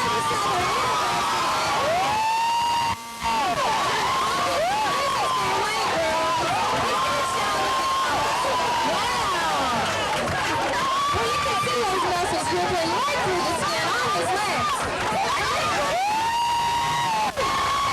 Judges, I want you to know what he said. He was like, they're not listening. Judges, this guy was out here showing you his muscles, and this sweet guy goes, stop it, stop it. Our next contestant. Ken Smith from Lakeland also. All right, Ken from Lakeland also. Give me a applause. Ken, those are some beautiful pink shorts you're wearing. What is that, a scarf? Okay. Now, okay, Ken, that was wonderful. You want to get back in line so we can vote for you? Hi there. Since Bob Marley, you a reggae music fan? No. Oh, you just like your shirt, huh? I brought my t-shirt. Okay, what's your name? Where you from? Brian from Fort Lauderdale. All right, let's hear from Marina from Lauderdale. Some Lauderdale there. Now, Todd, he was busy showing his legs sideways right in front of him. He saw. Okay, Denise, let's Brian. He's a charger. He's going to play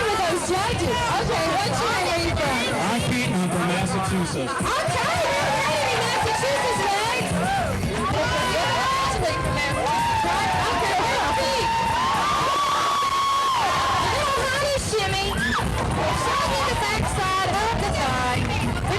Sporting goods is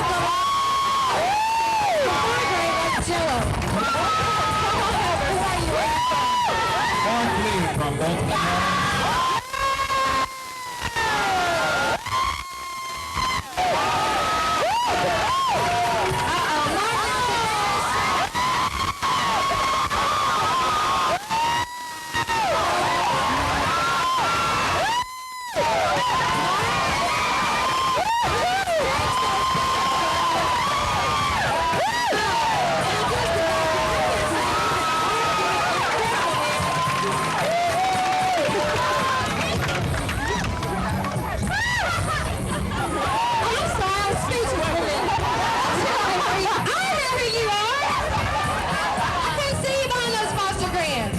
My name is Wheaton. I come from Jamaica. But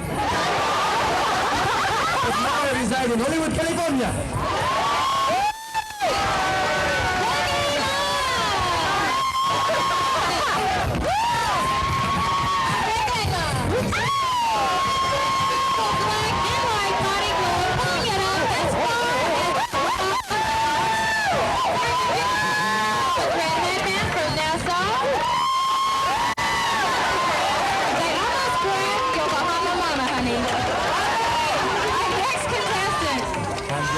Hollywood. Joe from Hollywood!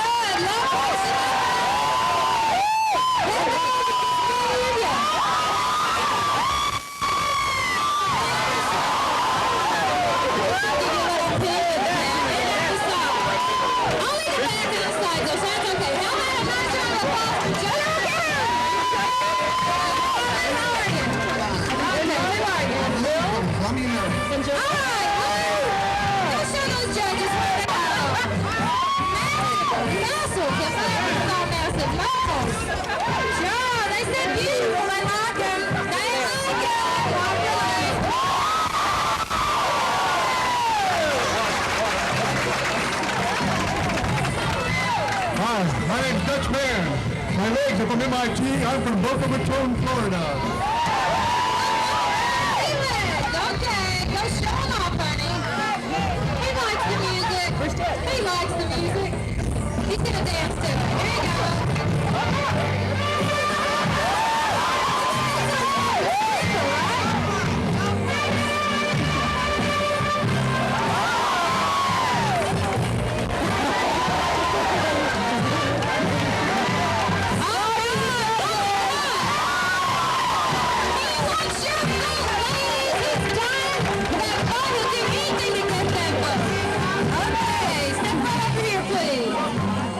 My school Ralph, recently deported from Australia.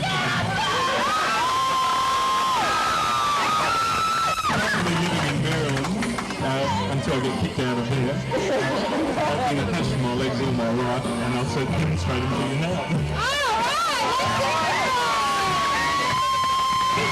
Attached to his legs all his life. Somewhat attached to those legs. Oh, what nerves! What nerves! He's treating you like Queensland. He's showing those Australia legs all the way around. Aussie legs, all right. What's your name, dear? Steve from Battle Creek, Michigan. Oh,